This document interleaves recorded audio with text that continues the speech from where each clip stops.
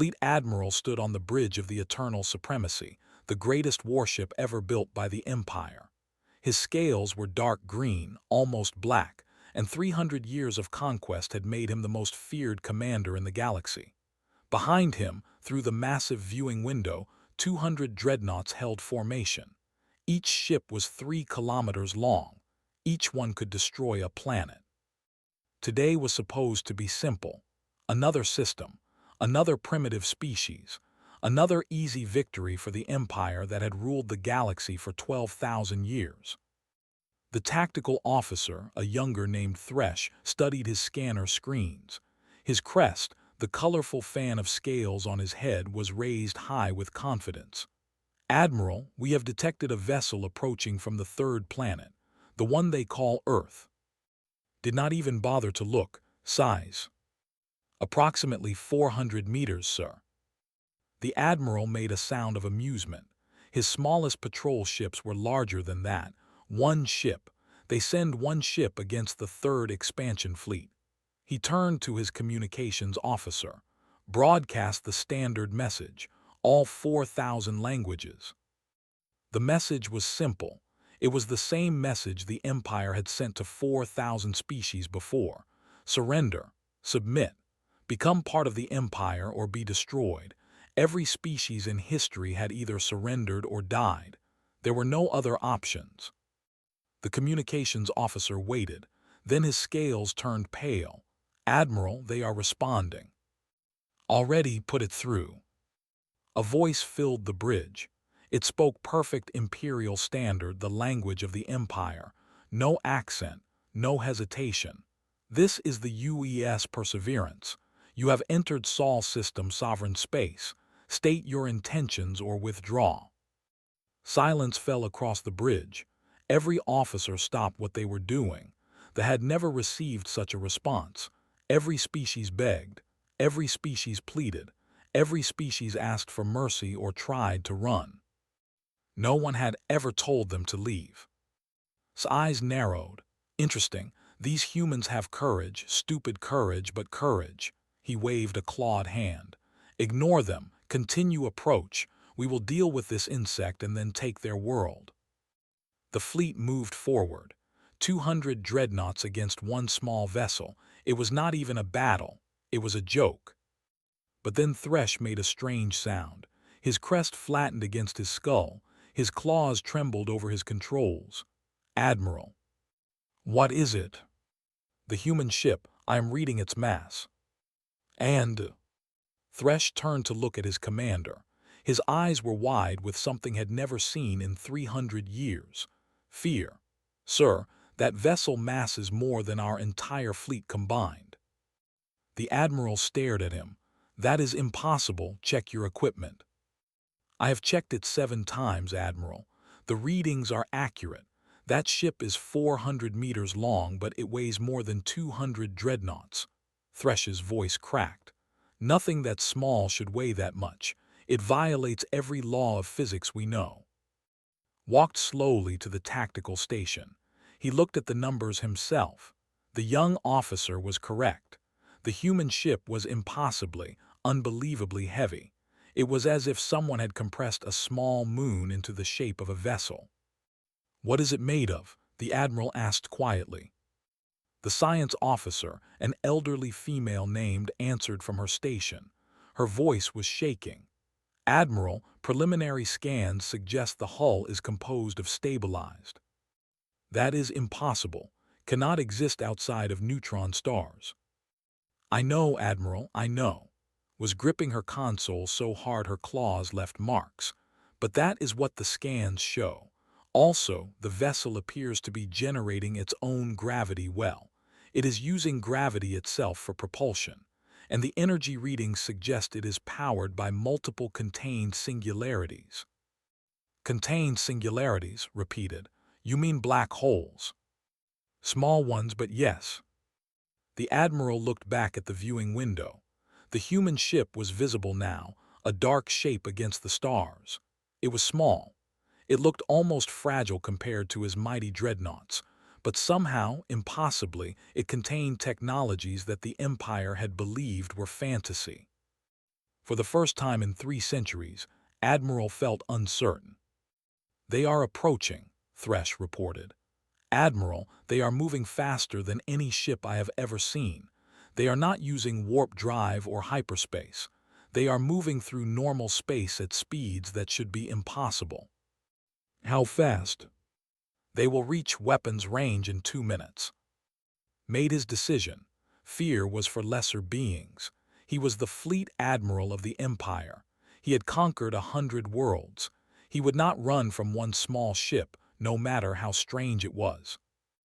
"All vessels battle formation," he commanded. "Prepare main weapons." Across the fleet, massive cannons powered up. Each dreadnought carried enough firepower to crack a continent. Together, they could destroy a world in minutes. Whatever the humans had built, it could not survive the combined assault of the Third Expansion Fleet. "Target the human vessel," ordered. "Fire warning shot, full power. Let them see what they face." 3 dreadnoughts fired their main batteries. Beams of brilliant plasma, each one a kilometer wide, lanced through space toward the tiny human ship. The power of a star, concentrated into weapons of war. The beams reached the Perseverance. And then something impossible happened. The plasma beams curved. They bent around the human vessel like water flowing around a stone. The ship's gravity well, the same impossible technology that powered it, simply redirected the attack into empty space. The most powerful weapons in the arsenal had been swatted aside like insects. Absolute silence filled the bridge of the eternal supremacy. "That is not possible," whispered. "That is not possible." Thresh was staring at his screens. His crest had gone completely flat. His scales were almost white with terror. "Admiral, the human vessel is charging weapons." Grip the railing in front of him. "All ships evasive action, full shields prepare for." He never finished the sentence. A beam of perfect darkness shot from the Perseverance. It was not light. It was the absence of light. It touched the eternal supremacy for exactly 1 moment, less than the blink of an eye. When the darkness faded, the dreadnought's main weapons array was gone. Not destroyed, not damaged, simply gone. Where the massive cannons had been, there was only empty space. The metal, the circuitry, the crews who had operated them, all had ceased to exist. The beam had also removed the main reactor. And, for reasons no one would ever understand, Admiral's private bathroom. No explosion, no debris, no bodies.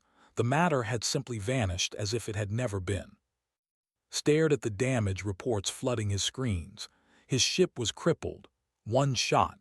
1 tiny fraction of a second. And the greatest dreadnought in the Empire was now helpless. The communications panel crackled. That same calm, pleasant voice spoke again. "This is the Perseverance. That was a warning. Would you like to try again, or would you prefer to talk?" The Admiral looked at his terrified crew. He looked at his ruined ship. He looked at the small dark shape floating peacefully among the stars, waiting for his answer. For the first time in 12,000 years, the Empire had met something it could not conquer. An admiral had no idea what to do next. Captain sat in a simple chair on the bridge of the Perseverance. She was 53 years old, with black hair turning gray at the temples and lines around her eyes from years of smiling. In her hands was a ceramic mug filled with coffee. She took a slow sip and watched the alien fleet through the main screen. "They seem upset," said Commander Williams, her second in command. He was a tall man with dark skin and a calm voice. "They usually are at this point," replied. "Oracle status report." The ship's artificial intelligence answered immediately. Its voice was neither male nor female, simply clear and precise. "The alien fleet has stopped advancing.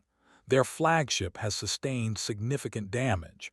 I count 197 vessels holding position. 3 have begun retreating toward the outer system." "Cowards," Williams said, but he was smiling. "The smart ones, really." Set down her coffee. "Let's give them a moment to think. Nobody makes good decisions when they're panicking. Around her, the bridge was quiet and calm. Only 12 crew members operated the Perseverance. This was not because humans were foolish. It was because Oracle and the ship's automated systems could handle almost everything. The crew was there for decisions, not operations. Far across space, aboard the crippled Eternal Supremacy, chaos reigned. Admiral stood in the center of his ruined bridge, watching damage reports scroll across screens that flickered with failing power. Around him, his officers worked frantically to restore systems, to understand what had happened, to find some explanation for the impossible. "Science officer," the admiral said, his voice carefully controlled. "Report." Was old, even by standards. She had studied the universe for 200 years. She had believed she understood it. Now she looked at her data with eyes that had lost all certainty. "Admiral, I do not know where to begin." She took a shaking breath. "The weapon that struck us was not any form of energy we recognize. Best theory suggests it was some form of focused gravitational distortion. The affected matter was not destroyed. It was compressed out of normal space, possibly into another dimension entirely. Can we defend against it?" "No, our shields cannot stop gravity. Nothing can stop gravity." Paused. "Admiral, there is more. I have been analyzing the human vessel in detail. What I have found makes no sense." "Tell me." "Their hull is made of, this should be impossible, is the densest matter in the universe. It exists only in the hearts of neutron stars, under pressure that would crush anything we could build. Yet somehow the humans have stabilized it. They have shaped it into a ship." Said nothing, he simply listened. "Their propulsion system generates and manipulates gravity itself," continued. "They do not push through space. They create a gravity well in front of their vessel and fall toward it. This allows speeds that no conventional engine could match. This technology alone would take our scientists 1,000 years to develop." "What else?" His voice dropped to almost a whisper. "They are powered by contained singularities. Black holes, Admiral. They have somehow created small black holes and put them in a box. They feed matter into these black holes and harvest the energy released. The power output is nearly infinite." The Admiral's claws tightened on the railing. "Anything else?" "Yes, I detected traces of strange matter in their weapon systems. Strange matter is theoretical. It should not exist outside of laboratory conditions. If the humans have weaponized it," stopped. She could not finish the sentence. Another officer, younger and more afraid, spoke up. "Admiral, I have been scanning the rest of their system. I thought I should know what else they have." "And?" The young officer's scales had turned completely white. "They have colonized everything. Every planet. Every moon, every asteroid. There are structures around their sun that appear to be collecting solar energy on a scale I cannot calculate. Their gas giants have been converted into fuel stations. Their asteroid belt has been turned into shipyards." "Shipyards," repeated. "How many ships do they have?" "I do not know, Admiral, but I found something else. The vessel that attacked us is not listed in any military database we can access. Their own transmissions describe it as," he swallowed. "They describe it as a diplomatic courier." Silence fell across the bridge. "A diplomatic courier," said slowly. "The ship that crippled the flagship of the 3rd Expansion Fleet with a single shot is their mail delivery vessel." "Yes, Admiral." Far away, aboard the Perseverance, Captain was reviewing her own reports. She had contacted Earth Command, and the face of Admiral James appeared on her private screen. He was an elderly man with white hair and kind eyes that hid a sharp mind. "They shot at you?" asked. "Warning shot, they missed." "And your response?" "I removed their ability to do it again. Surgically, no casualties." Nodded slowly. "Good, the doctrine stands. We respond proportionally. We demonstrate capability. We never fire first. And we never ever destroy when we can disable." Yes, sir, paused. They seem confused. I don't think anyone has ever fought back before. They haven't. We've studied this empire for 600 years, 4,000 conquered species, 847 completely exterminated, not one successful resistance, until today. Thought about that. 847 species, entire civilizations wiped from existence, languages, cultures, dreams all gone forever. Humanity had found their ruins scattered across the galaxy, empty cities, dead worlds, silent monuments to everything the Empire had destroyed. That was why the Perseverance existed. That was why humanity had spent 800 years preparing in secret, not for conquest, not for revenge, but so that when the Empire finally came to Earth, humanity would be ready. And now they were. "The Admiral is hailing us," Oracle reported. "He wishes to negotiate." Raised an eyebrow. That was faster than expected. "He seems to be a practical being," the AI observed. "Put him through." Admiral's face appeared on the main screen. He was trying to look proud and powerful, but could see the fear in his eyes. She had seen that look before, on the faces of other species humanity had encountered. The look of someone whose entire understanding of the universe had just shattered. Human captain said, "I am Admiral of the Empire. I request a meeting, face to face, to discuss terms." Studied him for a moment. He was tall, reptilian, covered in dark scales. His eyes were yellow with vertical pupils. He looked like something from Earth mythology, a dragon given form. But beneath the alien exterior she could see something familiar. Pride, fear, desperation. The same emotions any being might feel when facing the unknown. "Very well, Admiral," she said. "I accept. I will come to your ship, alone." His crest rose slightly in surprise. "Alone? Is that a problem?" "No, no, of course not." He was clearly confused. Why would the human captain put herself in danger? Why would she board an enemy vessel without protection? Smiled. It was a warm smile, friendly and genuine. But somewhere behind it was the knowledge of what she could do if necessary. What humanity could do. What they had built and hidden and prepared. "I will see you soon, Admiral. Let's talk about the future." She ended the transmission. Williams looked at her with raised eyebrows. "You're really going alone?" "I'll be fine."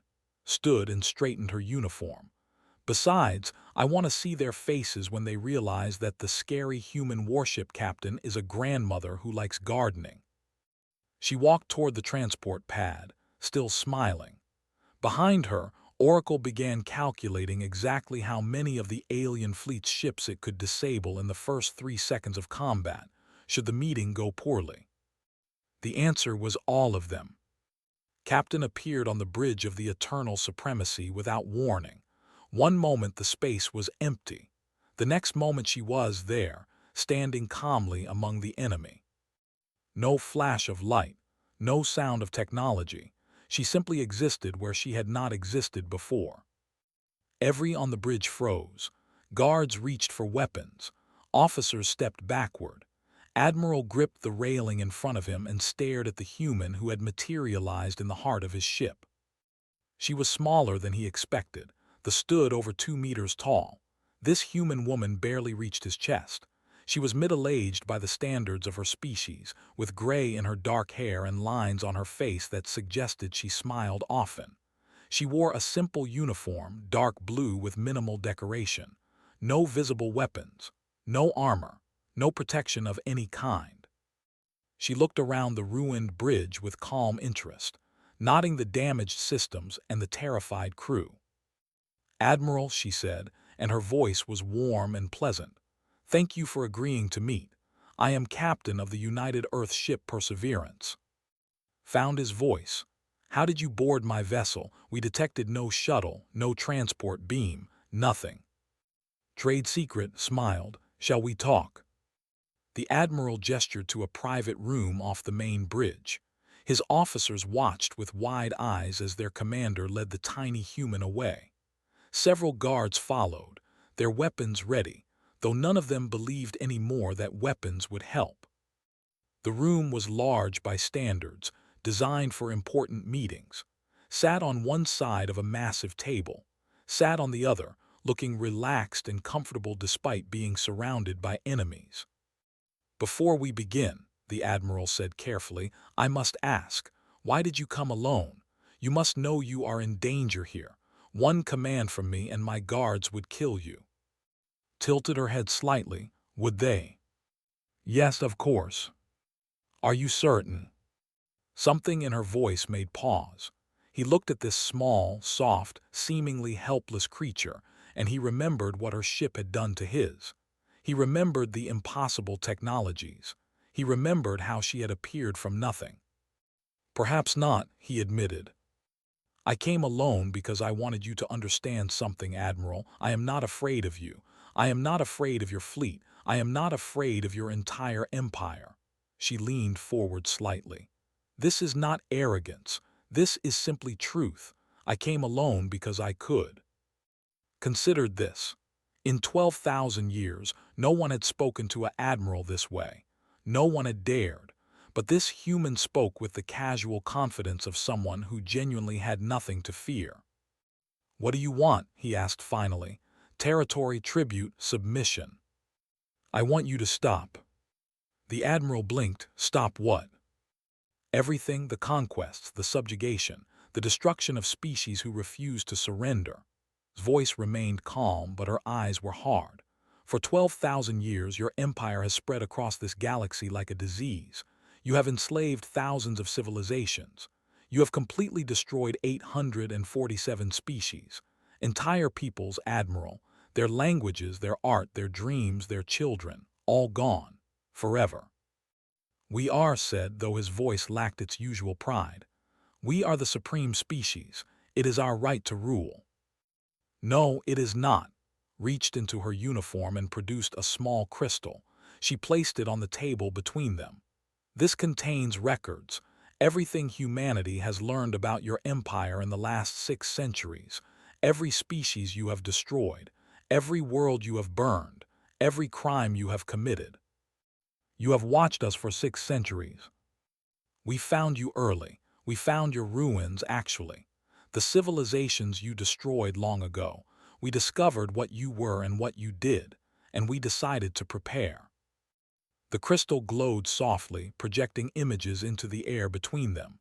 Saw worlds he recognized, species he had conquered personally, cities burning, populations fleeing, bodies left to rot on foreign ground. "We could not save them," said quietly. "We were not ready. We were not strong enough. All we could do was watch and wait and build." "Build what?"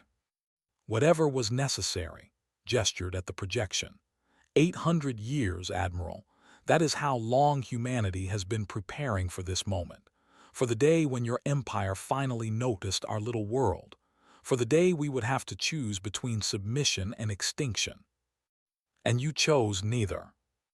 We chose a third option.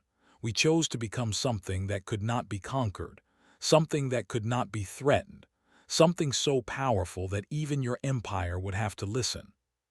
Thought about the perseverance, the hull, the contained black holes, the weapons that could erase matter from existence. "A diplomatic courier," he said. "Your people called that ship a diplomatic courier." "Yes." "Then what are your warships?" Smiled, but it was not a happy smile.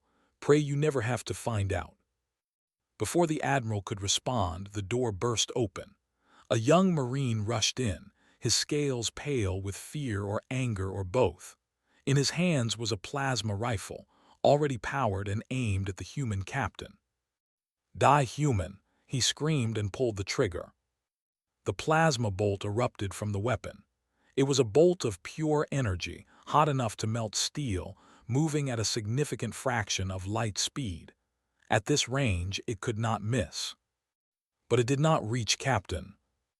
The bolt stopped in midair, hovering motionless a few centimeters from her face.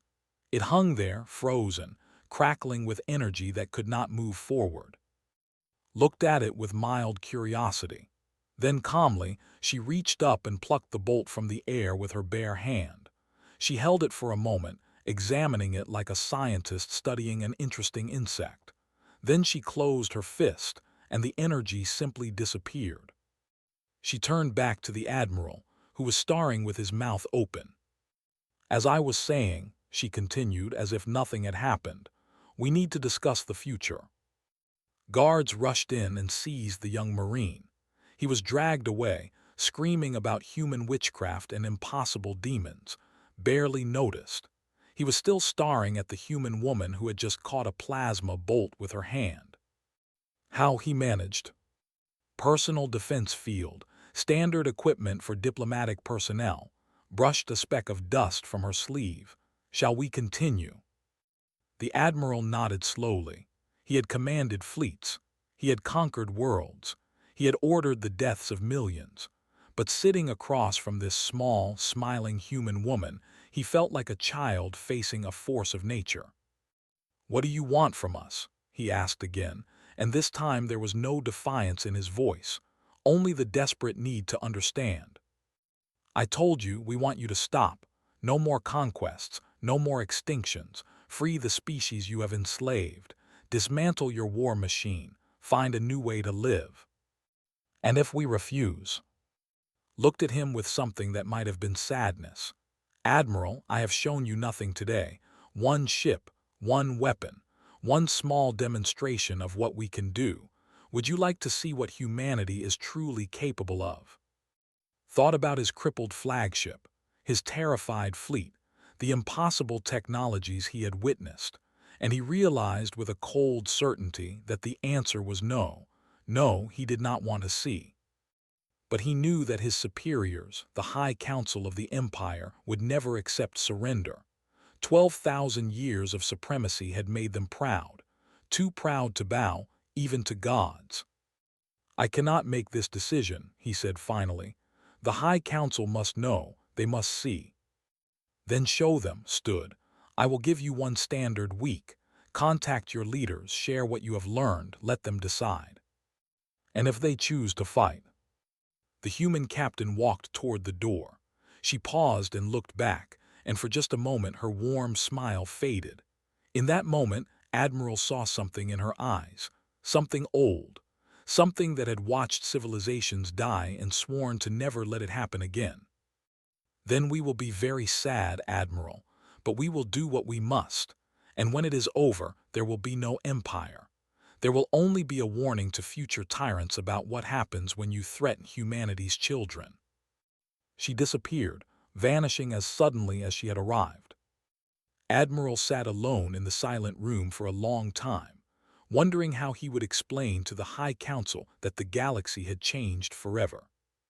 The High Council of the Empire met in the Crystal Chamber, a vast hall at the heart of the 12,000 years of conquest had filled this room with treasures from 1,000 worlds, golden statues from, jeweled tapestries from the collective, the preserved skull of the last king, mounted on the wall as a reminder of what happened to those who resisted. 15 council members sat in a circle, the most powerful beings in the galaxy. The eldest was over 2,000 years old, so ancient that his scales had turned pure white. The youngest was merely 500, still considered almost a child by standards. Admiral stood before them giving his report. He told them everything: the impossible ship, the weapons, that physics, the human captain who caught plasma bolts with her bare hands. He held nothing back. When he finished, silence filled the crystal chamber. "One ship," said Counselor, the Minister of War. "You are telling us that one ship defeated your entire fleet." "It did not defeat us, Counselor. It chose not to. There is a difference," kept his voice steady. "Had the humans wished to destroy us, we would all be dead. They showed mercy. I do not know why." "Mercy is weakness," another counselor spat. "These humans are soft, afraid to kill." "With respect, Counselor, you did not see what I saw." His voice hardened. "Their ship is made of materials that should not exist. It is powered by contained black holes. Its weapons can erase matter from reality. and according to their transmissions, it is classified as a diplomatic courier, not a warship, a messenger vessel. The council stirred uneasily. "What are their warships like?" the eldest counselor asked. His voice was soft, almost a whisper, but everyone listened. "I do not know, Elder. I do not want to know." "Coward," snarled. "You face one small vessel and you forget everything you are. We have ruled this galaxy for 12,000 years. No species can stand against us." "Tell that to the 847 species we destroyed," said a new voice. Everyone turned. A human stood in the doorway of the crystal chamber. She was young, perhaps 30 by human standards, with pale skin and red hair. She wore the same simple uniform as Captain, and she smiled with the same calm confidence. Guards rushed forward, weapons raised. The human did not move. "How did you get in here?" demanded. "This chamber is protected by the most powerful shields in the Empire." "I walked through the door." The human's smile widened. "Your shields are very impressive, by the way. They would have stopped almost anything. Almost." "Kill her." The guards fired. 12 plasma bolts from 12 different angles, all converging on the lone human. None of them reached her. They curved away, bent by invisible forces, and struck the walls and ceiling instead. Priceless treasures shattered. Ancient artifacts burned. The skull of the last king exploded into fragments. The human had not moved. She stood perfectly still, hands clasped behind her back, watching the chaos with mild interest. "My name is Ambassador Sarah," she said when the noise died down. "I am here to help you understand your situation." "Our situation," the eldest counselor repeated. He alone had not flinched during the attack. He alone seemed unsurprised by the human's presence. "And what is our situation, Ambassador?" "You are facing a choice, Elder. The same choice every tyrant eventually faces. You can change, or you can be changed." Walked forward, and the guards fell back before her. "We would prefer that you choose the first option. It will be less painful for everyone." "You threaten us," rose from his seat, his scales flushed with rage. "You dare to threaten the Empire." "I am not threatening you, Counselor. I am informing you," reached the center of the chamber. "You see, humanity has been watching your empire for a very long time. 600 years to be exact. We found the worlds you destroyed. We studied the civilizations you erased. We learned everything about you." "And you hid," sneered. "You cowered in your little system while we conquered the galaxy." "Yes, we hid, we waited, and we prepared." Smile faded. "Would you like to see what we prepared?" She raised her hand. Light filled the chamber, projected from nowhere, forming images in the air. The council saw things that made even the eldest member draw back in shock. They saw the Forge worlds, hidden facilities in the outer reaches of Earth's system, where humanity had built its impossible technologies. Massive stations, each one larger than a planet, staffed by millions of scientists and engineers who had dedicated their lives to a single purpose, making sure humanity would never be helpless again. They saw the Hawking Institutes, research centers that had spent 400 years breaking the laws of physics, gravity manipulation, forging, singularity containment. Things that had believed impossible were merely engineering problems to the humans. They saw Earth itself, the blue world the Empire had come to conquer. But this was not the fragile planet they had expected. The humans had reinforced there, strengthening its core, stabilizing its crust. Earth was now almost indestructible. Even a fleet of 1,000 dreadnoughts could not crack it. And then they saw the Leviathans. The images showed vessels so vast that they comprehension, ships that were not ships but mobile worlds. The smallest was 12,000 kilometers long, larger than most moons. It did not orbit stars. Stars orbited it. "These are our warships," said quietly. "We call them Leviathans. There are 8 of them, hidden in the spaces between stars. Each one could destroy your entire fleet in seconds. Each one could collapse your sun if we wished." The council stared at the images in absolute silence. "We built them because we were afraid," continued. "We found your ruins, your victims, your crimes.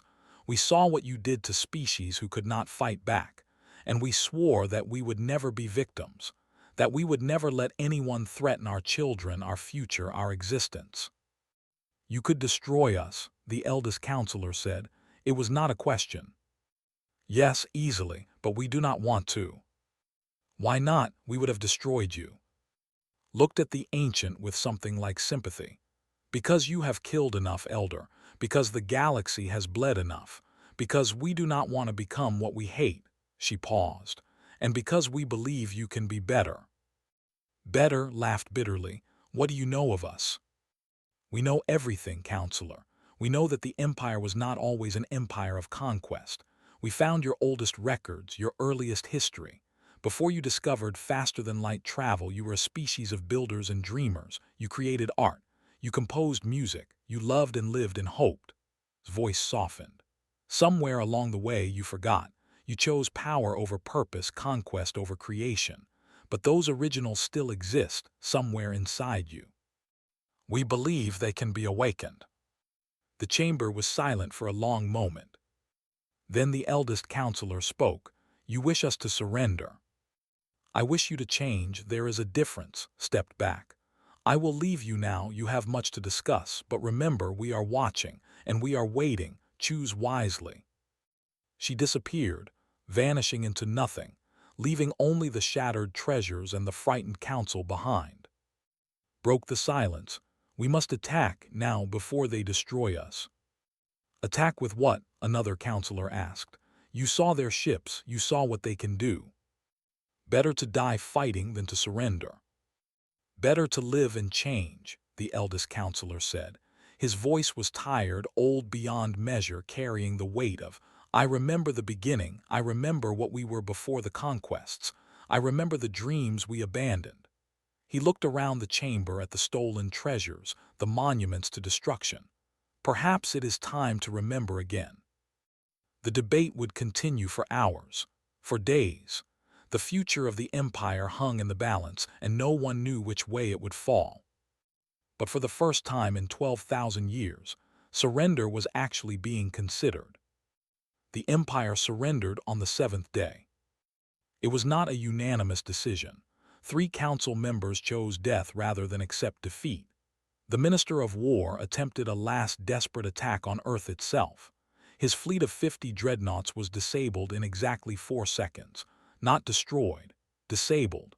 Every weapon, every engine, every critical system simply stopped working. The crews were left alive, drifting in the dark, waiting for rescue. The humans did not even use a Leviathan.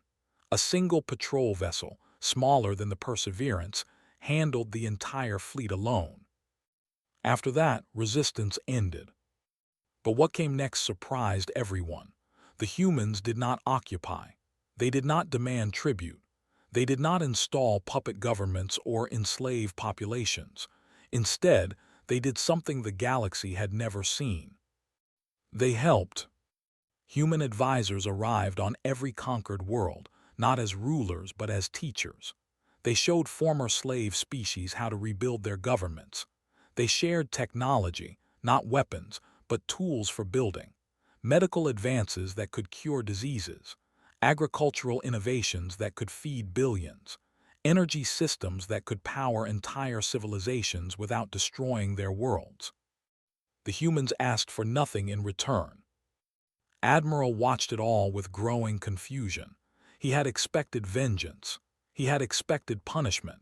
He had expected the humans to do what any conquering species would do, what they themselves had always done.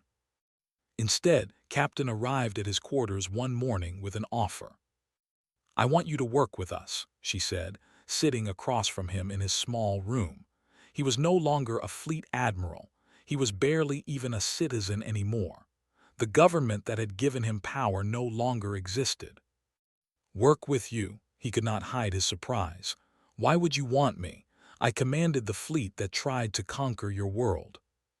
"Exactly. You know the Empire better than anyone. You know their systems, their secrets, their hidden places." leaned forward. There are still species out there suffering under rule, colonies we haven't reached yet, slave populations we haven't freed. You could help us find them. You want me to betray my own people. I want you to help their victims. His voice was gentle but firm.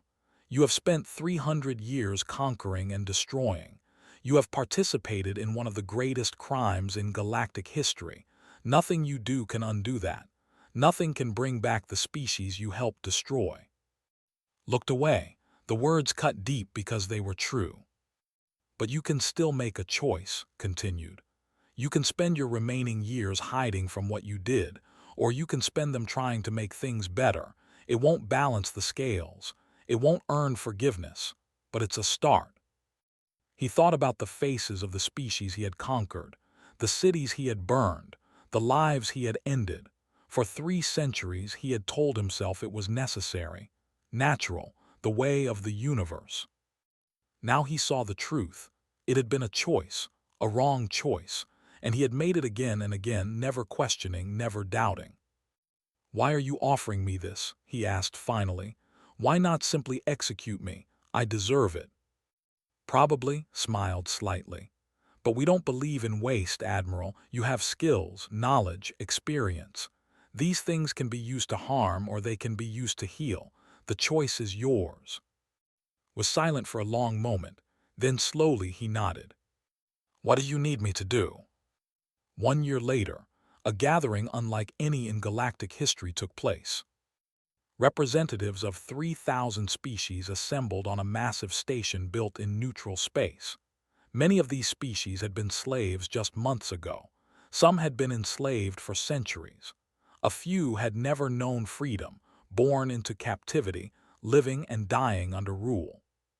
Now they were free, and they had come together to decide what that meant. The station was called Hope. The humans had built it, but they insisted it belonged to everyone. It was massive, large enough to house millions, with chambers designed to accommodate beings of every shape and size. Oxygen breathers and methane breathers, carbon-based life and silicon-based life, giant and tiny mammalians, all gathered in the same vast assembly hall. A human diplomat stood on the central platform, looking out at the sea of alien faces. Her name was Director Maria Santos, an older woman with silver hair and steady eyes. She had spent her career preparing for this moment, for a galaxy finally ready to hear humanity's message. "We don't claim to have all the answers," she said, her voice carried by translation systems to every corner of the hall. "We don't want to rule you. We don't want to replace the empire with a human empire. That's not why we built our weapons. That's not why we fought." The assembly listened in silence. Many had expected exactly what Santos described: a new master, a new tyrant, a new chain. "We want to give you the same chance we had," Santos continued. "The chance to grow, to build, to make your own choices, to become whatever you want to be." She paused, looking around the vast chamber. "Some of you will succeed, some will fail, some will make mistakes. That's all right. That's what freedom means. It means the right to choose your own path, even if that path is difficult." A representative from the species, one of the first conquests of the empire, stood and spoke. "Why should we trust you? You have power we cannot match. You could crush us as easily as the did." "Yes, we could." Santos did not deny it.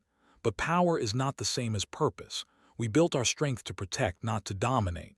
And if we ever forget that, if we ever become what we fought against, then we deserve to fall." She smiled sadly. "That's the bargain humanity made with itself long ago. We would become strong, strong enough to face any threat, but we would never, ever use that strength to become the threat ourselves." "How can you be certain?" "We can't, not completely. That's why we need you." Santos gestured at the gathered species. "All of you to watch us, to remind us, to call us out if we ever start down the wrong path. We don't want to be gods. We want to be neighbors, partners, friends." She paused. "We want a galaxy where no one has to be afraid anymore." The assembly continued for days. Debates, arguments, old grudges and new hopes. Slowly, painfully, the foundation of a new galactic order was laid, Not an empire, not a dictatorship, something new, something fragile, something worth protecting. Far away on Earth, Captain sat on a hillside and watched the sunset. She had retired from active service. Her job was done. The empire had fallen and humanity had kept its promise. They had become strong enough to protect themselves, and they had remembered to stay kind. Around her, children played in the grass. Her mostly, but also a child, one of the first exchange students from the former empire. The young alien laughed and chased butterflies, his scales shimmering in the evening light. Had sent the child, a gesture he called it, a sign that change was possible, had accepted gladly. Her communicator chimed softly. She answered without looking away from the sunset. "Here, Captain, this is Admiral. We have news from the expedition in Sector 7. They've found something. Something good or something bad. Something new, a species on a small world near the galactic edge. They just developed radio technology. They're sending signals into space, hoping someone will answer." His voice was warm. "First contact protocols are being prepared. We'll reach them before anyone else does." Smiled. This was why it mattered. This was why humanity had built their impossible weapons and trained their patient soldiers and waited for 8 centuries. Not for conquest, not for glory, but for moments like this. A new species was reaching for the stars, and this time humanity would be there to greet them. This time there would be no conquerors, no slavers, no empire coming to crush their dreams. Just a helping hand, extended across the void. "Good luck," she said. "Be gentle with them. First contact is terrifying." "We will, out." The communicator went silent, sat on her hillside, watching the children play, watching the stars emerge one by one in the darkening sky. The galaxy had feared humanity would become the next great conqueror. They had seen the weapons, the power, the terrible potential for destruction, and they had waited for the inevitable abuse. But humanity had surprised them, because humans didn't build their strength because they wanted to dominate. They built it because they remembered what it felt like to be afraid, to be small, to look up at the endless night and wonder if something terrible was coming. And they had sworn that no one else would ever have to feel that way again. The sun set. The stars came out. Somewhere in the vast darkness, a new species was sending its first messages into space, hopping to be heard. And humanity was listening.